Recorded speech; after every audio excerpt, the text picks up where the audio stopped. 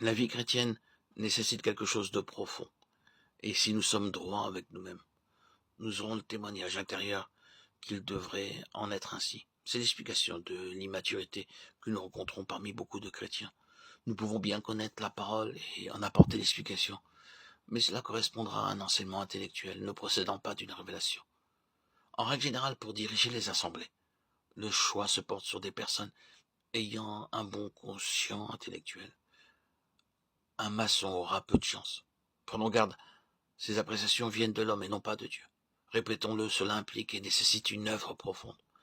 Nous devons être séparés de nous-mêmes afin d'être en constante relation avec le Seigneur Jésus-Christ.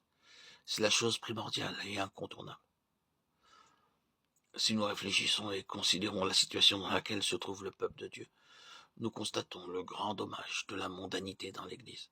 Cela cause un dommage considérable alors que nous devons être le peuple du témoignage, des références, des gens exceptionnels, parce que nous avons une vie que les autres n'ont pas.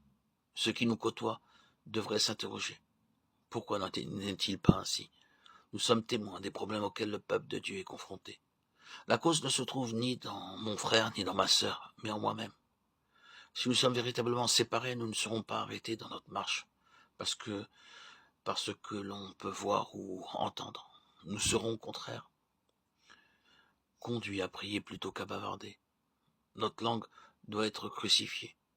Si nous ne vivons pas la croix, nous introduirons le monde au milieu de nous, et le monde apportera la faiblesse et la mort. Dieu ne nous utilisera jamais si nous épousons le monde, d'une manière ou d'une autre. Sans vouloir blesser personne, nous devons reconnaître que le monde vient du diable. Les gens sont conduits à se vêtir de manière ridicule, sinon indécente. Ce n'est pas un jugement, mais une réalité dont nous devons être conscients. Le Seigneur a bien dit, n'aimez pas le monde ni les choses qui sont dans le monde, car le monde est opposé à Dieu. Que signifie le monde? C'est un système spirituel dont le chef est Satan.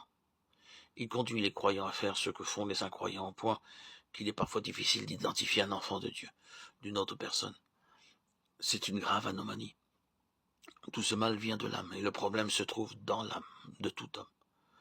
Que devons-nous apprendre? Tout d'abord, connaître une transformation intérieure par la croix, car nous ne bâtirons jamais l'Église avec notre âme. Nous pouvons remplir des salles entières, comme nous le voyons aujourd'hui, faire des appels d'argent pour couvrir les frais, et encore bien d'autres choses. Cette constatation place sous nos yeux les causes profondes de cette situation, que nous devons considérer avec le plus grand sérieux.